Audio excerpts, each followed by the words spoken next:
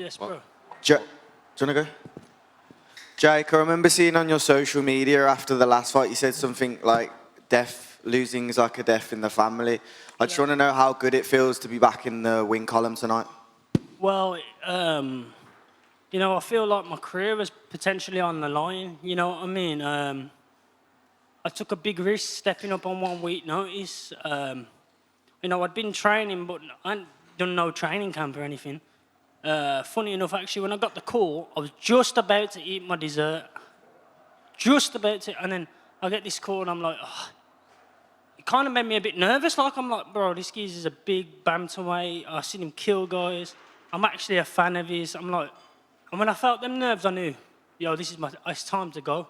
You get me? Like, this is the first time I felt any, like, sort of jitters since I was, like, younger. And I knew it was time to fight.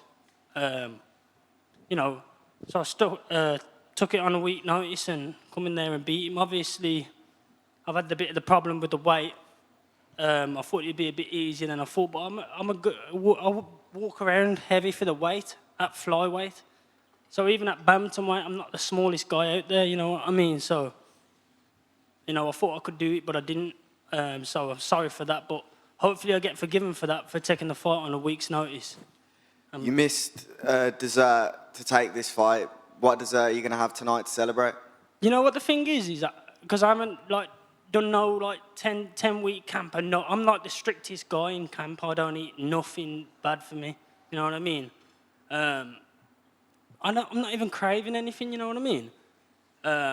To be honest, like, I stepped up on short notice, took this on a week's notice. Done it for the UFC, you know, I've had a bit of, you know, not a great run the last two, but I've took this on short notice. All I ask for now is that they get me a fight again before the end of September. Congrats. Thanks. Jake, over to your left.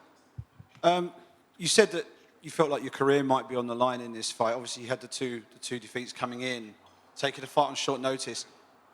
When you had that weight miss by just the 1 pound, did that just pile extra pressure? Did you feel additional pressure as a result of that on the Friday? Yeah, for sure. I mean, I thought, you know, I kind of was doing everyone a favour by taking it on a week. But then we're missing the weight. Now I've just put myself back in even a worse position, so that the pressure was on. You know what I mean? But I just went out there and just did my thing. You know what I mean? And come on with a win. And given that you know, it was kind of a back against the wall performance, how much did it mean to be able to, after all of that, turn it around, and now you head into your next fight on a win? Yeah, exactly that. Exactly that. I've turned the tables now. I just can't wait to get back and fight again. And one more from me for Jose grabs, but is bantamweight a viable option for you moving forward? Would you prefer to fight a bantamweight? Yeah, well, you know, what do you think? I look good out there today against a bantamweight who's known for being big for the weight and also strong at the weight. He physically throws everyone around. I mean, if you know, to listen to him speak, he says he's never felt anyone who's a bantamweight who's anywhere near his strength level, let alone a flyweight. And I out-muscled him in there. I felt like I was stronger than him. So I think this is the weight for me at flyweight. I was holding on to a weight division that I was just too big for, because I'd been in the division since I was 17 years old. You know what I mean? So I've just outgrew the weight, basically. You know, also, yeah, I was also going to move up anyway before I took this fight. Right. But obviously the week notice was a bit short. Congrats.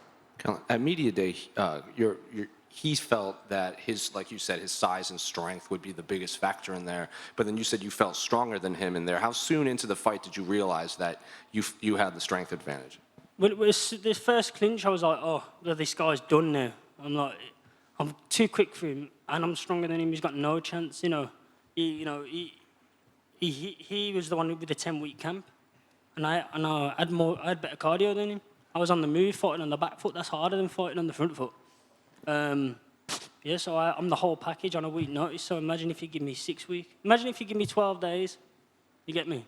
Well, kind of going off of that, lately the UFC has really favored these guys that step up and save these cards, like Alex Pereira, Volkanovski, and all these. Would you like this, like getting these short notice fights, not having to do the media, just showing up and fight, and not having to think about a fight for 12 weeks?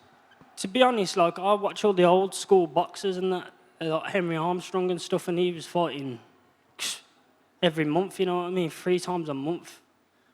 If there was no weight cutting involved in MMA, I'd fight every weekend if I could. I like fighting, you get me? I enjoy it.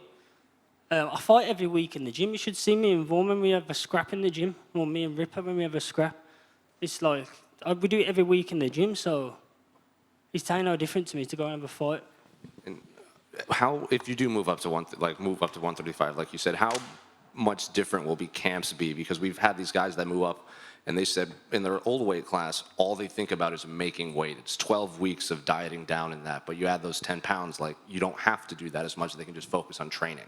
Yeah, when I've had multiple nutritionists and basically the PI says I was killing myself to make flyweight, it shouldn't even be possible for me to make flyweight. So I was carrying way too much muscle mass for my weight division, so I was just messing myself up. But obviously at Bantamweight, I can afford, I'm not going to eat bad food, but I can afford to train and then eat after training. I was starving myself after training, you know what I mean? So now I can be fully fueled.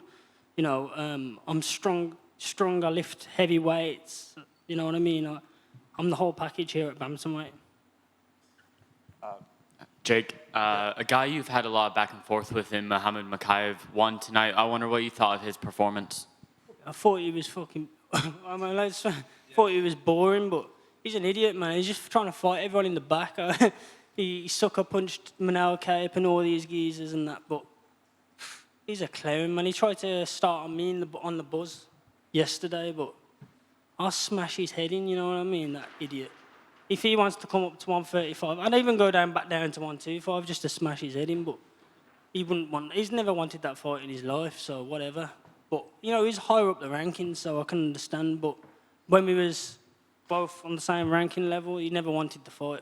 He don't want the fight, and I'd kill him. And Caolan said at Media Day that when you signed the fight, he lost his home crowd advantage because he does train in Liverpool. He has a lot of people traveling out. Did you feel that hometown support?